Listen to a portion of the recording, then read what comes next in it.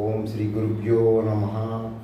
అతి ప్రాచీన కాలంలో ఖడ్గమాలని సమస్థితిలో అంటే అమ్మవారు ఒక్కదానినే లేకుండా అయ్యవారు కలిసే విధంగా చేసేవాళ్ళు.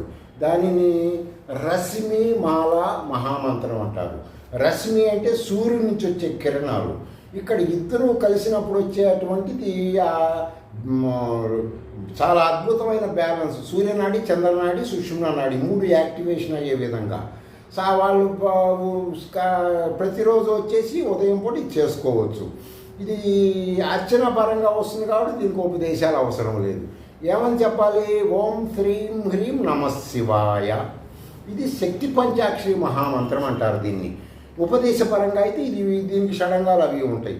ఇక్కడ మాలా మంత్రంలోకి వస్తే అవసరం లేదు. తర్వాత ఐం హ్రీం శ్రీం శ్రీ త్రిపుర సుందర దేవ నమః. తర్వాత సౌక్లీమైం శ్రీ త్రిపుర సుందరి నమః. ఇక్కడ వచ్చేసరికి పంచాక్షరి మంత్రం సంపుటి చేయటం దేనికంటే వాస్తవంగా అయితే వచ్చేసి ఐం హ్రీం శ్రీం శ్రీ త్రిపుర సుందర దేవ నమః, సౌక్లీమైం శ్రీ త్రిపుర సుందరి నమః. కానీ శక్తి పంచాక్షరి సంపుటి దేనికంటే పరమాచార్యులు వారు లాంటి వాళ్ళు ఏం చెప్తారంటే సర్వవేదాలు నేచరు వీటి నుంచి బెనిఫిట్స్ పొందాలంటే శివుడిది అద్భుతమైన మంత్రం. శివుడు అంటే శుభములు ఇచ్చేవాడు.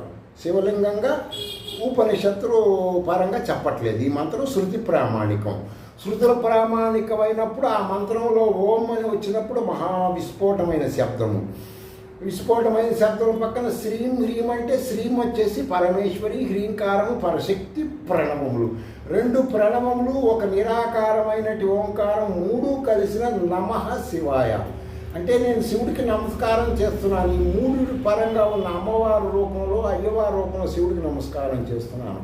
కింద ఖడ్గమాల చేసుకుంటున్నారు. ఖడ్గమాలకు సహజంగా ఐం హ్రీం శ్రీం సౌ ఐం క్లీం సౌ అట్లా వస్తాయి. ఇక్కడ వచ్చేసరికి ఏమొస్తుంది? ఐం హ్రీం శ్రీం వస్తుంది. సౌక్లీం ఐం అంటే బాలామంత్రం ఖచ్చితంగా ప్రతి శ్రీ విద్యలో ఏదో ఒక మూలన ఏదో ఒక విధంగా ఉంటుంది. బాలామంత్రం లేకపోతే శ్రీ విద్య ఉండదు.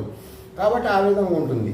ఇందాక నేను శ్రీచక్ర నవావరణ గుప్త గాయత్రిలో కూడా చెప్పాను. అది శ్రీచక్ర నవావరణ గుప్త గాయత్రి. ఇది శ్రీచక్ర నవావరణ రశ్మిమాలా మంత్రం అంటారు. ఈ రెండు అత్యంత ప్రాచీనమైనవి, అతి ముఖ్యమైనవి, సర్వులు చేసుకోవదగినవి. వీటికి ఉపదేశాలు ఎందుకు అవసరం లేదంటే ఒక మంత్రం ఒక ఋషి దర్శిస్తే దానికి ఉపదేశపరంగా తీసుకోవాలి. దానికి దీక్ష అనేకం ఉంటాయి. ఇది వచ్చేసి యావత్తు శృతుల ప్రామాణిక మంత్రం. దీనికి